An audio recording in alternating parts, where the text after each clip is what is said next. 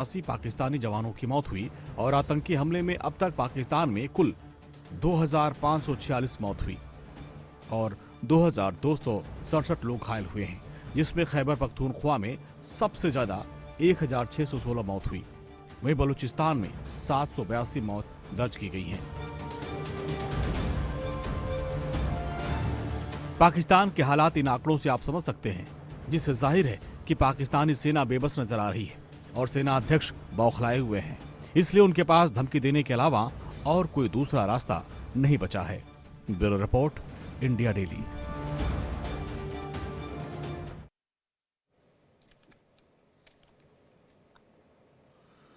इस वक्त हमारे साथ मेहमान जुड़ रहे हैं, लेकिन उससे पहले मैं सवाल आपको बता देता हूं।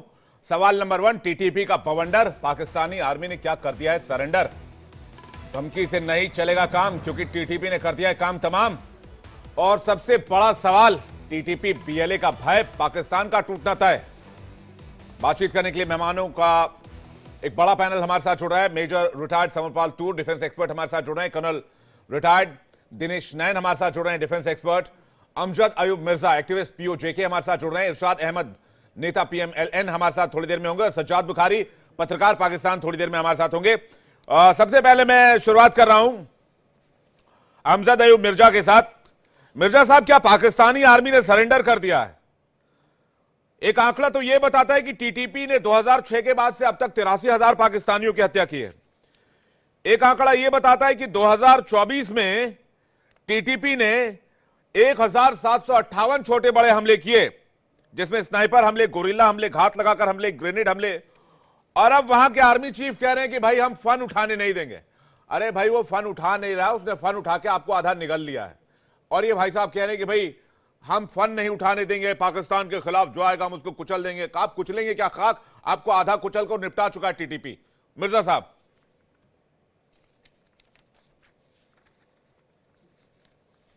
जी बिल्कुल सही फरमा रहे हैं आप। देखिए, ये टीटीपी को शिकस्त नहीं दे सकते, पहली बात तो ये है। दूसरी बात ये है कि ये जो अफगानिस्तान है, वहाँ तालिबान है, उनसे ये जंग नहीं कर सकते। करेंगे तो मुंह की खाएंगे, बहुत बुरी शिकस्त होगी और पाकिस्तान के ताबूत में आखिरी कील साबित होगा। उसकी वजह ये है कि ये पश्तून हैं, टीटीपी वाले भी और तालिबान अफगानिस्तान के जो है वो भी, ये पश्तून हैं। और पश्तूनों की अगर केपीके से बाहर सबसे बड़ी आबादी जो है वो कराची में है। और कराची जो है वो पाकिस्तान का समझ लें कि इकोनॉमिक पावर हाउस है, पोर्ट है, और वहाँ से बिलियंस ऑफ डॉलर्स पाकिस्तान को रेवेन्यू आता है मुख्तलिफ शक्लों में। तो अगर ये टीटीपी चाहे और ये इनको ज्यादा तंग करें तो ये इनको कराची में, बल्कि पूरे पाकिस्तान में किसी भी जगह टीटीपी और तालिबान पाकिस्तान आर्मी को हिट कर सकती है। आज बलूचिस्तान लिबरेशन आर्मी के जो लीडर हैं डॉक्टर अला नजर बलोच, उनका बयान आया है। उन्होंने कहा कि अगर पाकिस्तान आर्मी ने हमारे अफराद को जबरी लापता करना बंद ना किया तो हम पंजाब को भी टच करेंगे। तो ये फैल रही है आग चारों तरफ। आग तो फैल ही रही है मिर्जा साहब, लेकिन जंग तो बड़ी दूर की बात है। इतनी बुरी तरीके से कौन मारता है? मैंने कहा था जी, इतनी बुरी मार तो अमेरिकियों को भी नहीं पड़ी, इतनी बुरी मार तो तालिबान से रूस को नहीं पड़ी, इतनी बुरी मार किसी और को नहीं पड़ी जितनी बुरी मार इनके अपने इनको ठोक रहे हैं। मैं कर्नल दिनेश नैन के पास जा रहा हूं। सर, अगर आपके सामने मैं आंकड़े रखूं तो टीटीपी और बीएलए ने कुल मिलाकर 1758 हमले किए हैं। इतना मार मारा इनको, इतना मार मारा है कि इसमें 1284 पाकिस्तानी सैनिक मारे गए। और दावा ये कर रहे हैं भाई साहब, मुनीर साहब, कि हम इनको फन नहीं उठाने देंगे, इनको कुचल के रख देंगे, इनको बर्बाद कर देंगे। जबकि बर्बादी की कहानी टीटीपी ने पाकिस्तान के लिए पहले ही लिख दी है। देखिए विवेक, मैं इसका सरल तरीके से ऐसे व्याख्या करूंगा जी कि पिछले 3-4 दिन पहले ही बलूचिस्तान के अंदर एक जगह पड़ती है खेजदार करके जिला है खेजदार, जहां पे जेहरी करके एक टाउनशिप है, पहाड़ों से घिरा हुआ है चारों तरफ से, छोटी छोटी पहाड़ियों से। वहां से पूरी पाकिस्तानी सेना को बीएलए और टीटीपी ने खदेड़ दिया है। उनकी पुलिस वहां से भाग चुकी है। इस जेहरी टाउनशिप का पूरा लॉ एंड ऑर्डर आज की तारीख में बीएलए और टीटीपी के पास है। और इनकी हिम्मत नहीं हो रही कि जो डिफेंस टीटीपी ने और बीएलए ने इन पहाड़ियों के ऊपर अब ले लिए हैं, ये कोशिश कर रहे हैं। इनकी इस कोशिश के अंदर भी कल ही 10 के करीब इनके सैनिक अगवा किए गए हैं बलूचिस्तान के अंदर। मिर्जा साहब इस बात की definitely he will side by my statement. कल 10 बंदों का किया गया है, इनमें से एक ऑफिसर भी है, और उसके कपड़े उतार करके, उस ऑफिसर के कपड़े उतार के उसकी परेड कराई गई है अपने लोगों के बीच में। यानी मामला वहां तक पहुंच चुका है नफरत का कि जो अब पीछे शायद रिवर्स गियर लगना बहुत मुश्किल है।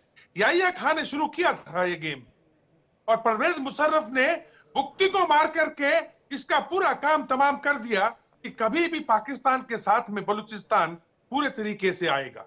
आज बलूच के अंदर देखिए, जो मरी कम्युनिटी थी या बुक्ती कम्युनिटी थी, ये लोग नहीं है इनके लीडर या इनके जो ट्राइबल लीडर्स हैं, जिनको ये लोग आपने बहला फुसला के कुछ पार्लियामेंट में लेके एमपी बना के पैसे दे के उनको एक तरीके से वहां प्रोजेक्ट करते थे लीडर्स के, वो अब नहीं है। अब आज की तारीख में वो लीडरशिप इज गॉन, डेड। अब वहां पे पढ़े लिखे यूथ सामने आ रहे हैं, और जो पढ़ा लिखा युवा है बलूचिस्तान का, वो कहता है कि हम ना तो इन लॉर्ड्स को मानते, ट्राइबल लॉर्ड्स को मानते हैं जिनको आप आज तक इस्तेमाल करते आए, और ना ही हम पाकिस्तान को मानते हैं।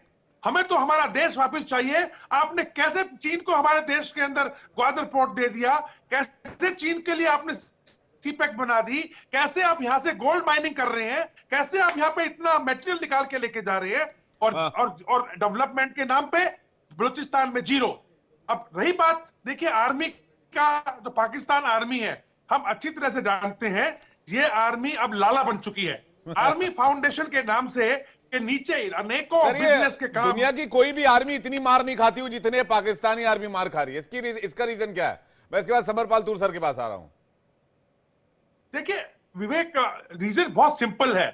भारत के साथ में ये अपने देश के अंदर लोगों को ये दर्शाने के लिए कि देखो भारत से खतरा है, भारत से खतरा है, इन्होंने अपना वजूद बना के रखा, और उस पर्दे के पीछे जितना पाकिस्तान को लूट सकते थे, इनके जनरलों ने, इनके अफसरों ने लूटा, और लूट के बाहर चले गए। रिटायरमेंट हुआ नहीं कि बाहर। और ये लोगों ने इस देश को, पाकिस्तान को इतना ज्यादा बर्बाद किया इकोनॉमिकली कि आज पाकिस्तान 138 बिलियन डॉलर के कर्ज के अंदर आ चुका है। रही बात इनकी आर्मी की जो लड़ने की क्षमता है, हमारे साथ में थोड़ा बहुत हम इनको पीट के ट्रेनिंग देते थे, लेकिन जब से इन्होंने बॉर्डर पे सीज फायर किया है, क्योंकि इनको मालूम है कि दूसरी तरफ दुरंत लाइन पे अफगानिस्तान है, तो इन लोगों का तो फौजी वाला काम बंद ही हो गया। अच्छा, मैं जा रहा हूं समरपाल तूर सर के पास।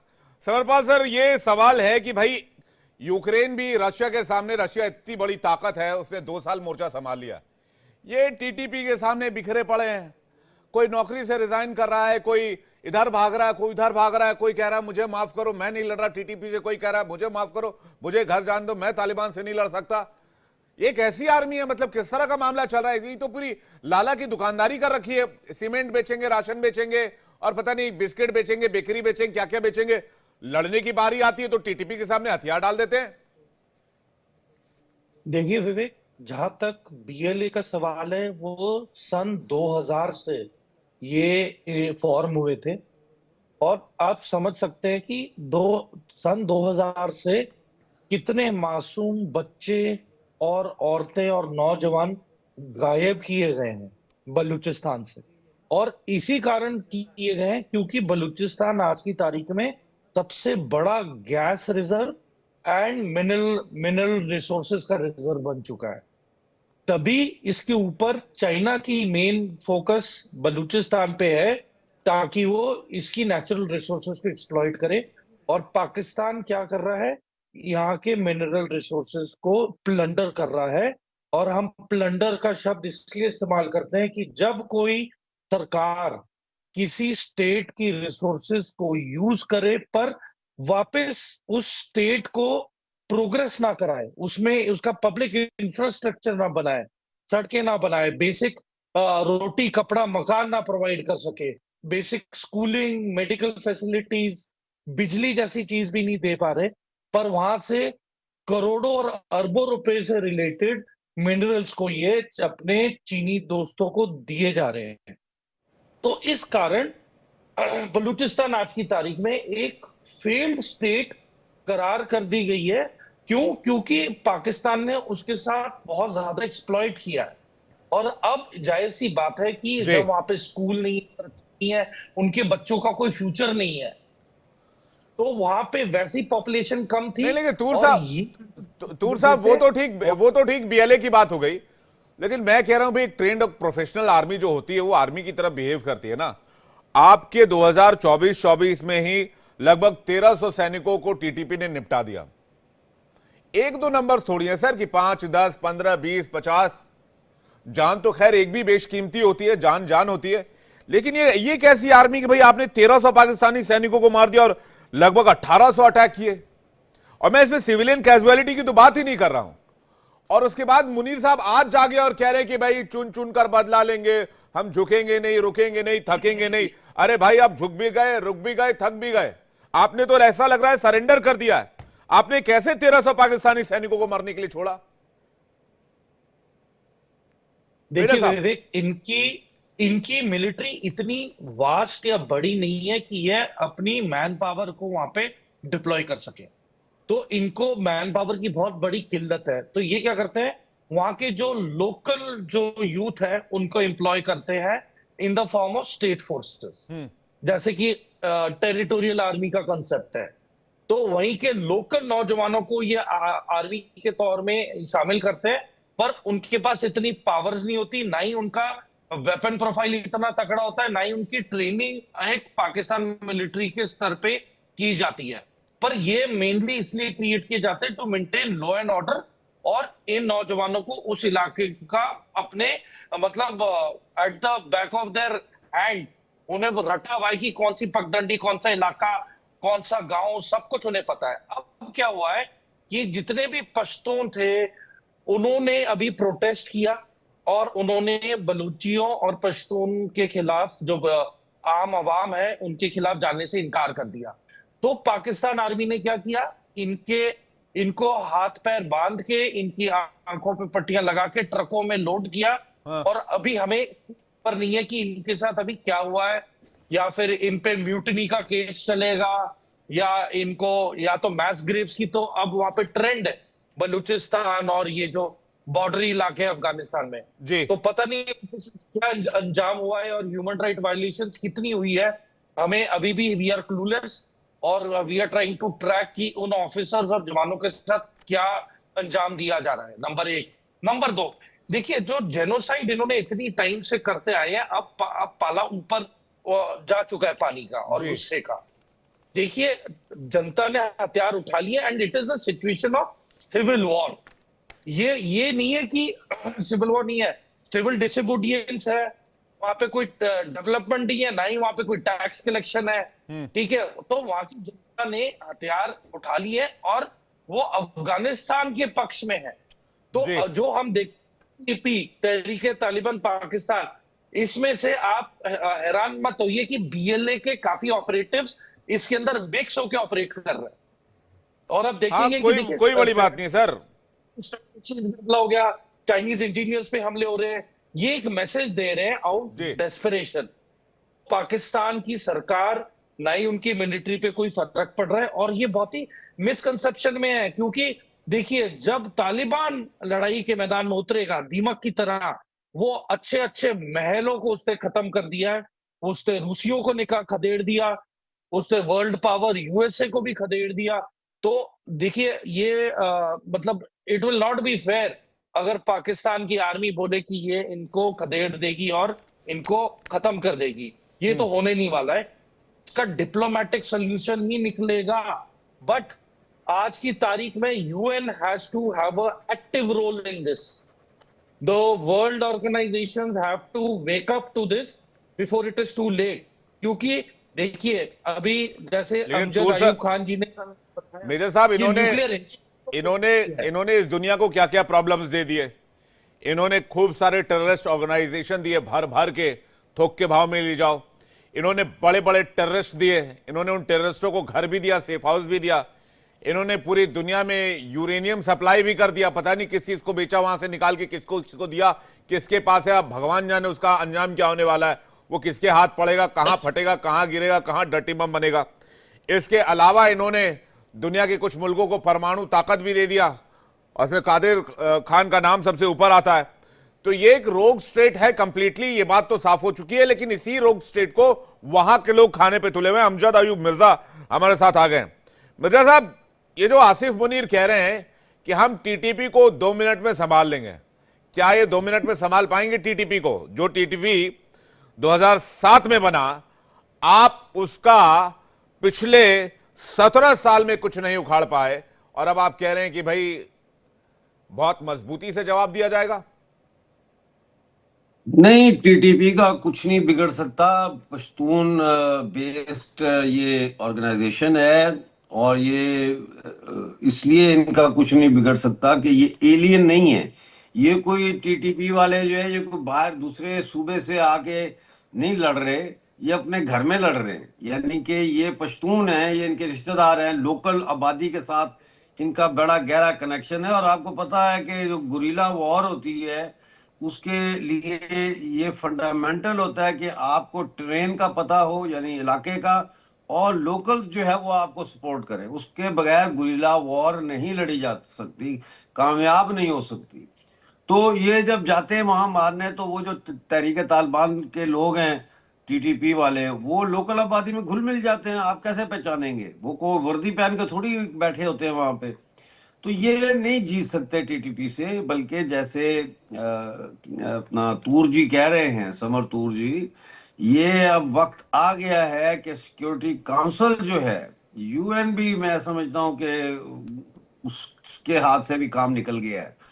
ये तो अब सिक्योरिटी काउंसिल का जो है इजलास होना चाहिए, और उस इजलास में ये बात तय होनी चाहिए कि क्या किया जाए। देखिए, पाकिस्तान के हाथ से पाकिस्तान खुद निकल रहा है। आज उन्होंने ऐलान कर दिया है कि जो एयरपोर्ट है वो दे दिया जाएगा तुर्की को, 15 साल के लिए एयरपोर्ट दे रहे हैं। तो मतलब है ये इस किस्म की चीजें वहां पे चल रही हैं, और बेच रहे हैं, लूट रहे हैं हुक्मरान तबका। वो तो सीरियस ही नहीं है टेररिज्म के खिलाफ लड़ने के लिए।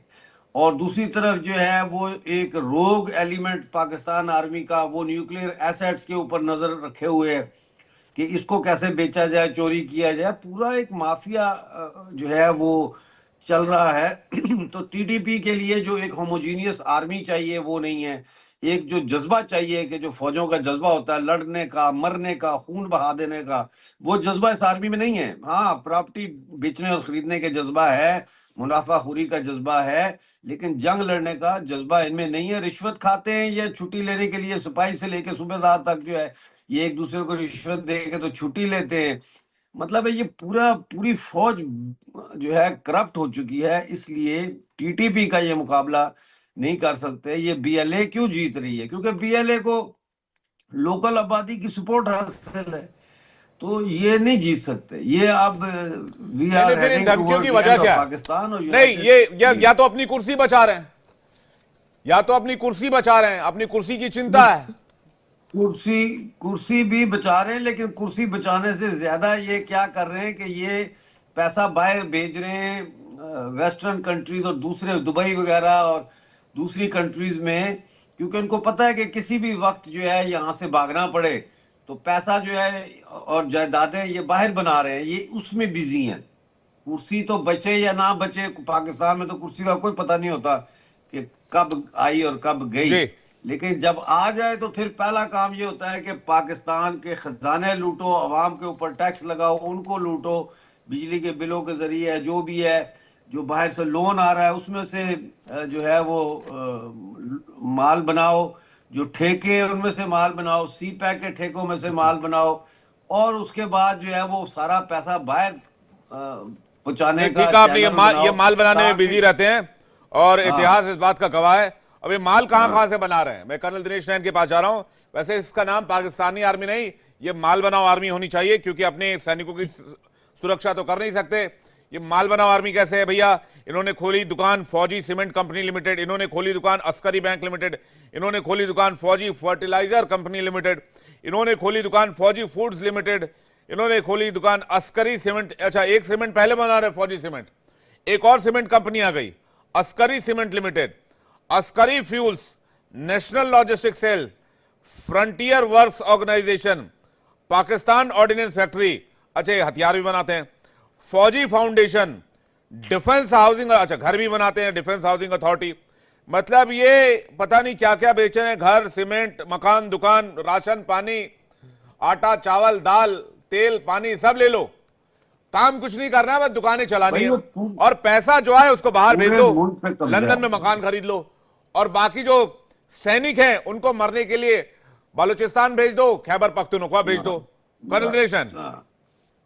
और यही नहीं विवेक, अभी लेटली जितनी भी फर्टाइल जमीनें हैं पाकिस्तान, आवाज नहीं आ रही, तो पाकिस्तान की जो फर्टाइल जमीनें हैं वो सब भी अब पाकिस्तान आर्मी ने अपने कब्जे में लेनी शुरू कर दी लीज के ऊपर, यानी खेती बाड़ी भी यही करेंगे। अच्छा, देखिए जहां तक सवाल है पाकिस्तानी आर्मी का, ये अब इतनी हम इसको काफी प्रोफेशनल आर्मी मानते थे, टू बी ऑनेस्टली स्पीकिंग, आज से करीब 2 दशक पहले तक, जब तक इसके अंदर मुशर्रफ ने आकर के कंट्रोल किया, और मुशर्रफ के जाने के बाद से लेके अब तक तो हालत बहुत बुरे हो चुके हैं। जो भी जनरल आए, जो भी चीफ आए, उनका एक ही मकसद रहा, कैसे यहां से ज्यादा पैसा लूटा जाए और विदेशों में भेज के अपने बच्चों को और अपने लिए एक अच्छा आलीशान महल खड़ा किया जाए। यही इनकी जो है हमेशा हो रही। और एक बात और, ये लोग आपस में एक दूसरे की पीठ खुजाते हैं, यानी अगर आपने चोरी की कोई बात नहीं, आप लो जाओ, अगला नंबर मेरा है, तो मैं जब चीफ बनूंगा या मैं जब कोर कमांडर बनूंगा तो मैं करूंगा। बलूचिस्तान के अंदर विवेक इतना ज्यादा ब्लैक में तेल आता है ईरान की तरफ से, इतना ज्यादा वहां पे अफीम और इतना ज्यादा वहां पे ये स्मगलिंग होता है चीजों का, कि वहां का जो कोर कमांडर है वो तो एक तरीके से आप लगा लीजिए 2 दिन में शेख बन जाता है। अब रही बात, देखिए इनका आर्मी का ये हाल जो हो रहा है, टीटीपी के सामने ये कमजोर क्यों है? देखो मैं थोड़ा सा इसको ना आपको इसको विवेक थोड़ा सा 2 दशक पीछे ले जाना चाहूंगा, 3 दशक पीछे। जब रशिया ने अटैक किया तो सऊदी अरब से लेकर सभी जितने भी मुस्लिम कंट्रीज थे, उन्होंने यहां पे अपने मुजाहिद भेजने शुरू किए, यहां पर जो है लश्कर भेजने शुरू किए। वो पाकिस्तान में आते थे, और पाकिस्तान में आने के बाद मैं बताऊं उनका सबसे मेन ठिकाना लड़ाई में जाने से पहले क्या होता था? पाकिस्तान के इस्लामाबाद की लाल मस्जिद, और उस लाल मस्जिद के अंदर मौलाना अजीज और मौलाना if I am not wrong, Aziz तो उसका ब्रदर, छोटा ब्रदर था रशीद, मौलाना रशीद जो थे, ये दोनों इन सब लोगों को जो कि हजारों की संख्या में ट्रेनिंग करते थे, ये सब यहां से अपना इस्लाम का पाठ लेकर के अफगानिस्तान में जाते थे। और धीरे धीरे ये लाल मस्जिद इतनी मजबूत हो गई कि इन्होंने एक टाइम पे फॉरेनर्स को भी ये बोलना शुरू कर दिया था कि आप मैसाज नहीं करा सकते इस्लामाबाद के अंदर, चाइनीज को एब्डक्ट कर लिया था। और जब चाइना ने इनको डंडा दिया मुशर्रफ को, तो इस लाल मस्जिद के ऊपर एक्शन हुआ था। लेकिन इस मस्जिद को एक्शन होने से पहले इतने पश्तून, इतने पठान यहां से ट्रेनिंग लेके जा चुके थे टीटीपी के, या कह लीजिए तालिबान के, कि आप उसका कोई गिनती नहीं थी। और जब इन लोगों के ऊपर प्रेशर पड़ना शुरू किया, तो एक ऑर्गेनाइजेशन खड़ी होकर आई सामने, जिसका नाम था पश्तून तहफुज मूवमेंट। आज की तारीख में मंजूर पश्तूनी जो उसके लीडरशिप कर रहे हैं। और इस पश्तून मूवमेंट ने पूरी डोरंड लाइन के साथ साथ वजीरिस्तान से लेकर के नॉर्थ और साउथ ले लो, खैबर पख्तूनख्वा ले लो, स्वात वैली ले लो, और यहां तक की जो खुशदार डिस्ट्रिक्ट है आपका बलूचिस्तान का, यहां तक विवेक ये सारे के सारे पठान बैठे हैं। और इन पठानों के अंदर अब वो जो जज्बा लड़ाई का, रशिया से, अमेरिका से, इन सब से लड़ने के बाद ये ऐसे कट्टर लड़ाके बन चुके हैं कि पाकिस्तान आर्मी ने जो आज आप कह रहे हो आसिम मुनीर ने जो वक्तव्य दिया है, एक्चुअली हुआ क्या है कि अली अमीन गंदापुर जो चीफ मिनिस्टर है केपीके का, उसने घेरा इसको, पाकिस्तान की जो आज की तारीख में क्या कहते हैं कठपुतली सरकार है और सेना को, और उनसे पूछा कि जिस तरीके से आप मार रहे हो, बम्बार्डमेंट कर रहे हो, रॉकेट्स मार रहे हो, अगर ऐसा करते रहे तो फिर इसका जवाब आपको देना मुश्किल हो जाएगा। बिल्कुल हमारे साथ इस वक्त इरशाद अहमद जी जुड़ रहे हैं। इरशाद अहमद जी पाकिस्तान से, नेता PMLN, बहुत इस्तकबाल करते हैं सर आपका। आज की डिबेट में आपके सेना प्रमुख का एक बयान आया जो मैं कोट करना चाहूंगा।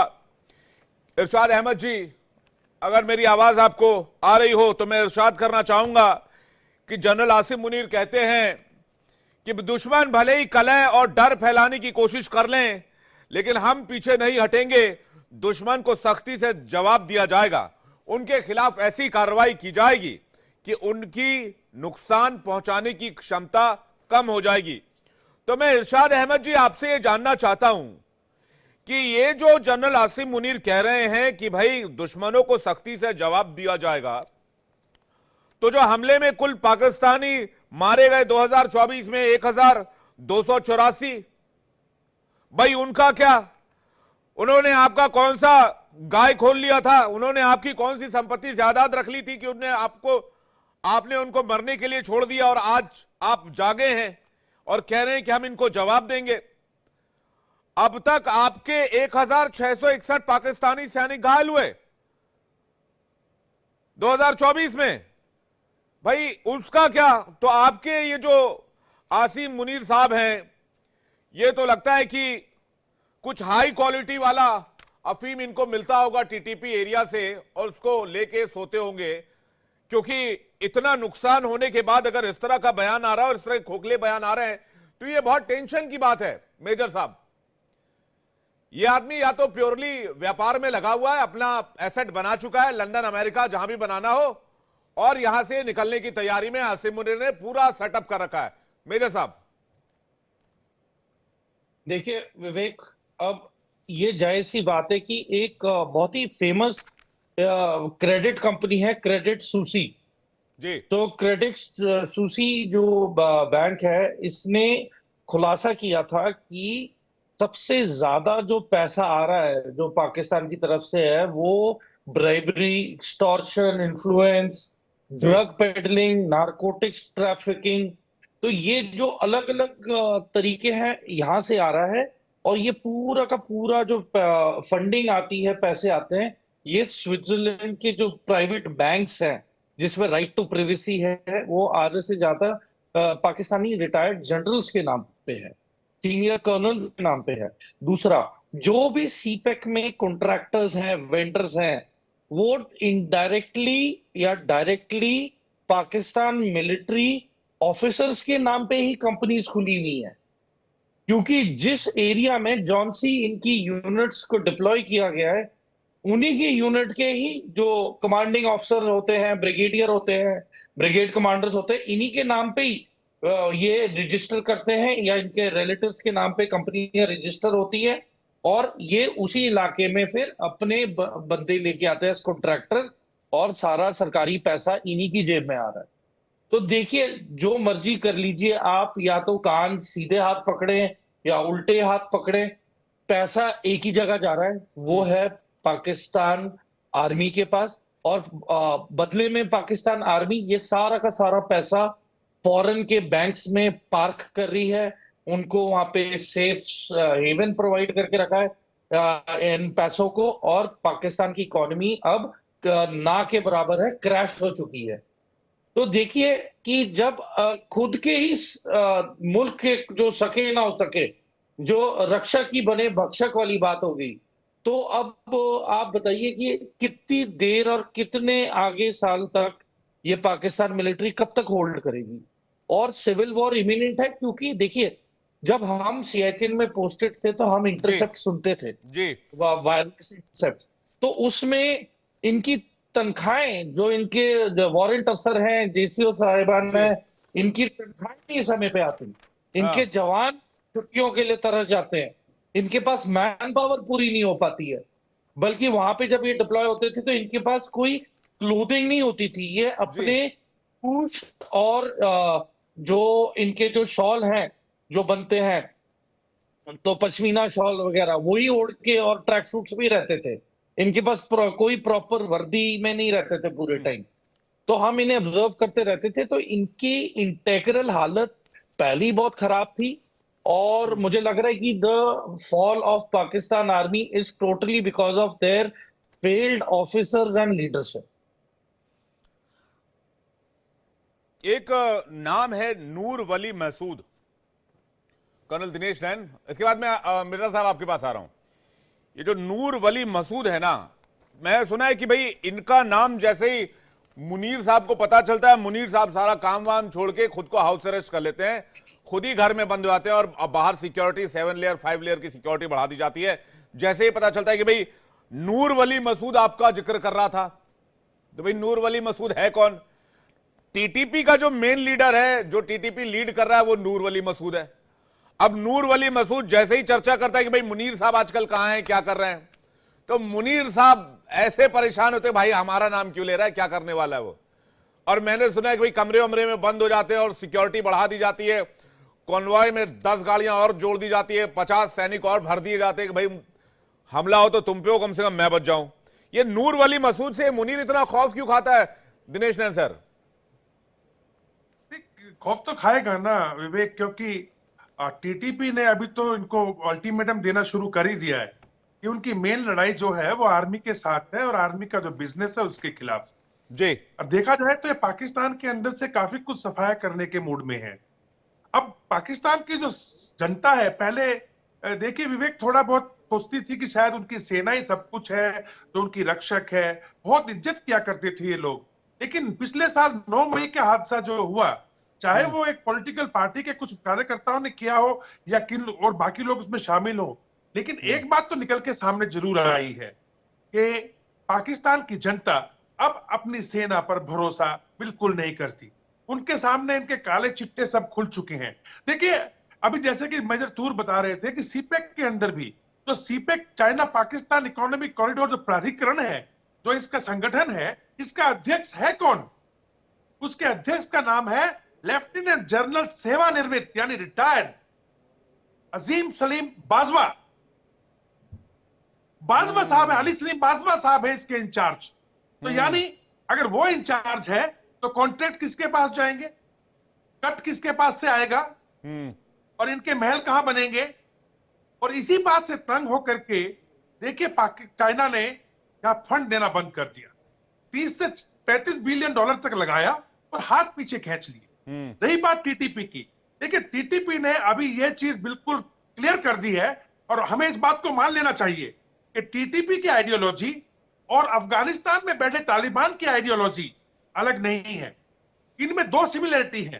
पहली सिमिलरिटी तो यह है कि जैसे कि जो तालिबान अपना अफगानिस्तान में बैठा है, उसको अपने अफगानिस्तान देश से ही मतलब है, उसके अंदर ही वो शरीयत लॉ चाहता है, वो कानून चाहता है, उसको बाकी दुनिया में इसको फैलाना है या कुछ करना है, कोई मकसद नहीं। तो चूंकि जो टीटीपी के पठान या पश्तून हैं और वो पाकिस्तान की तरफ से हैं, पाकिस्तान के एरिया से बिलोंग करते हैं, तो उन्होंने भी इस आइडियोलॉजी को लिया कि हम भी अपने देश के अंदर इस शरिया लॉ को लागू करेंगे। और यही बात है कि उन्होंने कह दिया है कि हमारी एक ही डिमांड है कि हम इस्लामाबाद पहुंचेंगे और पूरे पाकिस्तान को शरीयत लॉ पे आना पड़ेगा। अब मेरा निजी मानना यह है यहाँ पे विवेक जी कि देखिए, जब हमारे से पाकिस्तान अलग हुआ और जिन्ना साहब ने, जिनको ये पता नहीं क्या क्या बोलते हैं, इनके देश के अंदर उसको उनकी सब जगह फोटो लटका के रखते हैं, जिन्ना साहब ने अपने पर्सनल एम्बिशन के लिए कि वो चीफ प्राइम मिनिस्टर बनना चाहते थे, अगर हिंदुस्तान बना देता तो लिख लो पाकिस्तान बनता ही नहीं, तो उन्होंने अपने इंटरेस्ट के लिए लोगों को उकसाया और एक इलेक्शन किए जिसमें जमाते इस्लामी ने काफी बढ़ चढ़ के हिस्सा लिया था। लेकिन बात पते की यह है कि जिन लोगों ने डिमांड की थी जिन्ना के भड़काने पे कि हमें पाकिस्तान चाहिए, यानी वो एरिया चाहिए जो मुसलमानों के लिए हो, वो ज्यादातर मुसलमान यूपी और बिहार से थे, उनमें से कोई नहीं गया, बहुत कम लोग गए। तो ये जो पंजाब का बंटवारा कर दिया गया और जो बाकी वहां पे जो सिंध का एरिया रह गया, इस दोनों को इन्होंने घेर लिया और बलूचिस्तान पे कब्जा कर लिया। ये कैसा पाकिस्तान बना?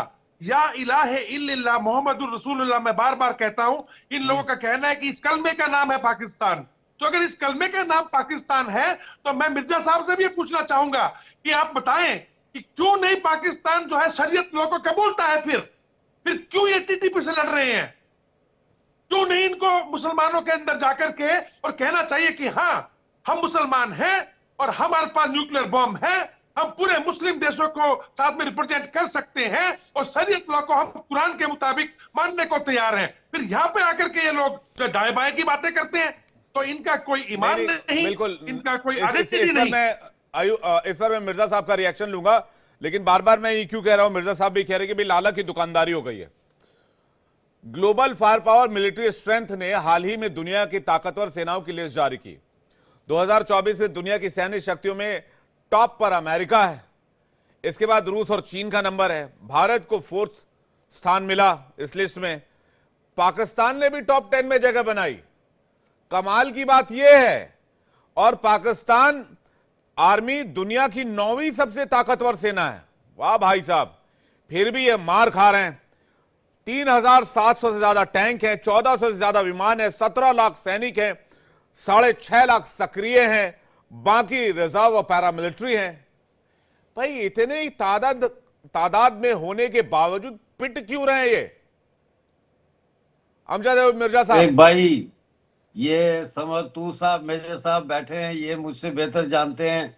जब फौजी लड़ता है ना, वो असला उसमें मैटर नहीं करता, जज्बा, असला नहीं, जज्बे से लड़ता है सिपाही। फौजी जज्बे से लड़ता है। तो ये इनके पास चाहे टैंक हो, चाहे जो मर्जी हो, चाहे जहाज हो, फाइटर हो, जब जज्बा ही नहीं है तो 90,000 फौजी ने बांग्लादेश के टाइम पे 71 में हथियार डाल दिए। जज्बा होता तो 90,000 कट मरते 90,000। एक फौजी जो होता है उसकी एक प्रेस्टीज होती है जी। वो सरेंडर करना बहुत बड़ी चीज होती है, क्योंकि he has to live with that taboo of surrendering. उससे बेहतर है कि वो मर जाए। जापानी हाराकिरी कर लेते थे।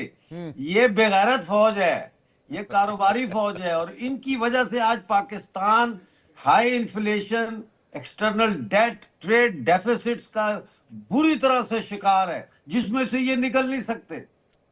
और बहुत नैरो इनका टैक्स बेस है, तो ये इतना टैक्स भी इकट्ठा नहीं कर सकते कि जो IMF मिर्जा साहब, एक और बात है कि चाइना का एक और एंगल इसमें पकड़ सकते हैं कि चाइना का एक बहुत मोटा इन्वेस्टमेंट है यहां पर। तो क्या चाइना इनको बचाने आएगा? अभी कह रहे हैं बड़ा बड़े विमान, फाइटर जेट वेट इनको देने वाला है चाइना। देखिए, वो जेट वगैरह दे या जो भी है, वो तो पैसे कमाना का एक ढंग भी तो होता है ना, असला बेचना। लेकिन मेरा ये ख्याल है कि चाइना को होश आनी चाहिए, और चाइना को पाकिस्तान से बातचीत करने के बजाय अब BLA से बात करनी चाहिए। अब उन स्टेक होल्डर से बात डायरेक्ट करनी चाहिए जहां से CPEC का रास्ता गुजर रहा है, और उनको कहें ठीक है, आप अपना मुल्क आजाद चाहते हैं तो आप आजाद कर लें, हम आपके साथ फिर जब गवर्नमेंट बनेगी तो बात कर लेंगे। यही इनको, चाइना को इंडिया के साथ करना चाहिए, बजाय इंडिया के साथ मत्था लगाने के। ठीक है, इनको चाहिए कि ये इंडिया के साथ दोस्ती का हाथ बढ़ाएं, बॉर्डर इशू को in the favour of India solve करें, उसके as a goodwill gesture. Gilgit Baltistan नहीं, वो तो मुझे नहीं लगता हो पाएगा। हमारे साथ इंडिया में आ जाए और बस। मोहसिन रजा खान जुड़ रहे हैं पाकिस्तान से, सीनियर जर्नलिस्ट मोहसिन रजा खान साहब, बहुत स्वागत, इस्तकबाल आपका इंडिया डेली पर। मैं पहला सवाल आपसे पूछना चाहूंगा जनरल आसिम मुनीर के बयान को कोट करते हुए। उन्होंने कहा, दुश्मन भले ही कलह और डर फैलाने की कोशिश कर ले, हम पीछे नहीं हटेंगे, दुश्मन को सख्ती से जवाब दिया जाएगा।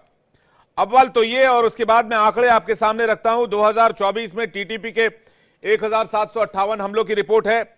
इसमें 1284 पाकिस्तानी सैनिकों के मारे जाने की रिपोर्ट है, 1661 पाकिस्तानी सैनिक घायल होने की रिपोर्ट है, 49 सैनिकों को बंदी भी बनाया गया, यह भी रिपोर्ट है।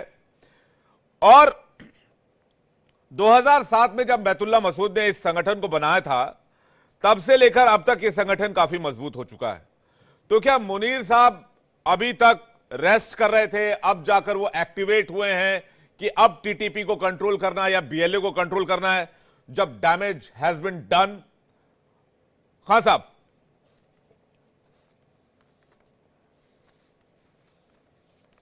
आपका माइक चेक कीजिएगा। खान साहब शायद म्यूट है, एक बार प्लीज चेक कीजिएगा।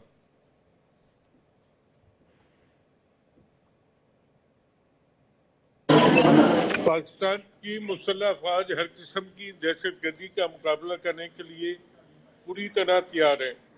अभी बलोचिस्तान में परसों पाकिस्तान की मुसल्लह अफवाज ने 27 से दहशतगर्दों को जानब वासिल किया है, जो कि एक हमसाया मुल्क की हिमायत से, भारत की हिमायत से बलूचिस्तान में दहशतगर्दी की कार्रवाइयां कर रहे थे। यहाँ मैं एक बात बताते चलूं कि एक आपके एक पैनलिस्ट का कहना है कि सी पैक की सरबराही जो है जनरल आसिम बाजवा कर रहे हैं, उनको तो रिटायर हुए 4 साल हो गए। आपकी मालूमात तो 4 साल पुरानी है, जरा इन्हें रिफ्रेश कर लें और फिर सी पैक के मसले पे बात करेंगे। इस वक्त तो पाकिस्तान की फौज जो है, कल भी फौज का एक अहम इजलास हुआ है पेशावर में, और जिसमें पाकिस्तान की मुख्तलिफ लीडरशिप, पाकिस्तान की सारी सियासी जमातों के रहनुमा और पाकिस्तान की मुस्लिम अफवाज के जो खैबर पख्तूनख्वा में अफसरान हैं वो मौजूद थे, और आर्मी चीफ को जो है पूरी ब्रीफिंग दी गई, जिसमें उन्हें बताया गया कि पाकिस्तान की सरहदें बिल्कुल महफूज हैं। पाकिस्तान ने ये बिल्कुल वाज़ेह किया तालिबान पे कि किसी भी सूरत में एक पाकिस्तानी के बदले में पूरा अफगानिस्तान तबाह हो जाए, इसकी हम परवाह नहीं करेंगे। हाँ। लेकिन पाकिस्तानी बाशिंदों को हर मुमकिन तौफीक दिया बात है जाएगा। सर, वो तो मैं आपकी बात से दहशतगर्दी की कार्रवाई किसी भी मुल्क की, खान साहब, किसी भी मुल्क की कोशिश यही रहेगी कि वो आतंकवाद को कंट्रोल करे। मेरा सवाल ये नहीं था, मेरा सवाल ये था कि जब इतने सैनिक मारे गए और जब इतने हमले हुए, अगर हम इसी 2024 की बात करें तो इस 2024 में तकरीबन आपके 1758 हमले हो चुके हैं, छोटे बड़े हमलों को मिला के, टोटल हमलों को अगर काउंट करें। इसमें स्नाइपर हमले, गोरिल्ला हमले, घात लगाकर हमले, ग्रेनेड हमले, आमने सामने वाला वॉर, जवाबी हमले, टारगेटेड हमले, आत्मघाती हमले, सब कुछ मिक्स है। तो मैं ये कह रहा हूं, इतना लेट क्यों जागे, जब टीटीपी ने ऑलमोस्ट आपको तबाह कर दिया, बीएलए ने ऑलमोस्ट आपको तबाह कर दिया है, और वो टीटीपी तो पूरा पाकिस्तान क्लेम कर रहा है और बीएलए बलूचिस्तान क्लेम कर रहा है। नहीं, देखे, पाकिस्तान दहशतगर्दों के खिलाफ पूरी कार्रवाई शुरू से कर रहा है, 40 साल से जंग कर रहा है, और इस पाकिस्तान के दहशतगर्दी की कार्रवाइयों में भारत का हाथ पूरा शामिल है। और अब भारत जाके अफगान तालिबान के साथ हाथ मिला रहा है सिर्फ पाकिस्तान को खराब करने के लिए। खान साहब, एक बात बताइए, अहमदाबाद में अगर ओसामा बिन लादेन बैठा हुआ था तो भारत ने बिठाया था या आप लोगों ने बिठाया था? हाफिज सईद और दाऊद इब्राहिम और जो ये सब तमाम लोग हैं, दुनिया के टॉप मोस्ट टेररिस्ट, वो कहां पाए जाते हैं? आपके घर में पाए जाते हैं। इसमें भी हमारा नाम लेंगे आप? जिनसे आज हाथ मिला रहे हैं, उन्होंने इन टेररिस्ट को पनाह दी थी। नहीं, तकलीफ आपको इस बात की है, मैं मानता हूं कि भारत तालिबान थोड़ा करीब आया, तकलीफ आपको इस बात की है। हमें पता है कि भारत तालिबान के करीब क्यों आया है, पाकिस्तान को नुकसान पहुंचाने के लिए। हमारा इन्वेस्टमेंट है वहाँ, हमारा इन्वेस्टमेंट है वहाँ, हम इलेक्ट्रिसिटी देते हैं वहाँ पर, हम एजुकेशन प्रोग्राम चला रहे हैं वहाँ पर, हम तमाम चीजें चला रहे हैं, हम छोड़ के भाग थोड़ी जाएंगे। हमारा इन्वेस्टमेंट है, हमारा पर्पस है, हमारा नेबरिंग कंट्री है वो। आपका नेबरिंग कंट्री सिर्फ अफगानिस्तान इसलिए है कि वहां से पाकिस्तान के खिलाफ दहशतगर्दी की कार्रवाई की जाए, वरना आपका तो नेबरिंग कंट्री बांग्लादेश भी है, नेपाल भी है। कर्नल दिनेश ने कुछ कहना चाह रहा है आपको जी। कर्नल दिनेश, मोहसिन साहब, टी स्क्वायर के अंदर एक छोटे छोटे बच्चों के ऊपर आपकी ये बहुत बहादुर सेना ने पिन पॉइंट टारगेट लेकर के खोपड़ियां उड़ाई, और अब आपके असीम जो के नाम मुनीर साहब हैं, ये अली अमीन गंदापुर को क्यों कह रहे हैं ये कि कोई कुछ करेगा तो हम ये कर देंगे?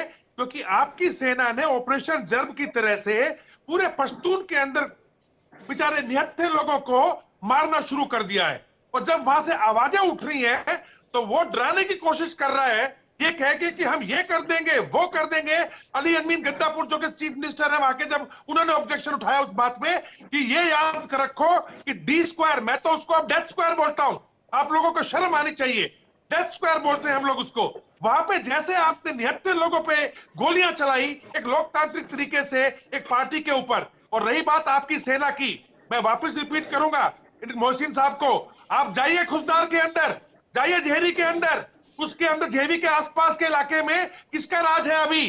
ठीक है, जल्दी से मोहसिन रजा का जवाब लेते हैं। और आज जी मोहसिन रजा का जवाब लेते हैं। क्या तालिबान में मासूमों की जान ली पाकिस्तान की सेना ने? मोहसिन रजा साहब, आपको बड़ी तकलीफ हो रही है। आप कश्मीर में क्या कर रहे हैं? कश्मीर में तकलीफ है, भाई है हमारे पठान, वकील साहब, मशहूर और पठान हमारे भाई हैं। कर्नल दिनेश ने एक सेकंड उनका जवाब आने दिए, उनका जवाब आने दिए प्लीज। मोहसिन रजा को बोलने दीजिए प्लीज, काफी देर से जुड़े हैं। मोहसिन रजा साहब, लाखों कश्मीरियों को आपने शहीद किया है और वहां पे आप कश्मीरियों को आवाज नहीं उठाने दे रहे, मुसलमानों को आपने तंग किया हुआ है और गौ माता के नाम पे उनको भाई साहब आप कश्मीर, खान साहब कभी मौका मिले तो कश्मीर घूमने आइए। खान साहब कभी मौका मिले तो कश्मीर घूमने आइए, आपको एक से एक टनल घुमवाएंगे, आपको चिनाब ब्रिज घुमवाएंगे जो दुनिया का सबसे ऊंचा ब्रिज बना हुआ है। आपको श्रीनगर में मॉल में ले जाएंगे जहां पर आप मूवी देख सकते हैं बाकायदा, पीवीआर और सिनेमा हॉल्स में आपको मॉल ले जाएंगे, बहुत मजा आएगा। लाल चौक पर तिरंगे की लाइट में सजा हुआ आपको लाल चौक दिखाएंगे, वो देखकर भी आपको बहुत मजा आएगा। एक second colonel Dinesh please, Mohsin Raza Khan साहब, मोहसिन रजा खान साहब, अब कश्मीर का एजेंडा खत्म हो चुका है, वहां से 370 भी खत्म हो चुका है, अब आप लोग मूव ऑन कीजिए। अब पीओके की बात हो रही है। आज ही रक्षा मंत्री राजनाथ सिंह ने कहा है कि भाई पीओके लेके रहेंगे। देश में भी एजेंडा खत्म हो गया है जी, आपकी बांग्लादेश से भी छुट्टी हो गई है। नहीं मैं समझा नहीं क्या कह रहे हैं खान साहब। आपकी बांग्लादेश से भी छुट्टी हो गई है, अभी कश्मीर का मसला तो बाकी है। मोहसिन साहब पीओके का बाकी है, जहाँ पे ये नारे लग रहे हैं, ये जो दहशतगर्दी है इसके पीछे वर्दी है। सुनो जरा, कान साफ कराओ अपने मोहसिन जी, वहाँ पे ये नारे लग रहे हैं।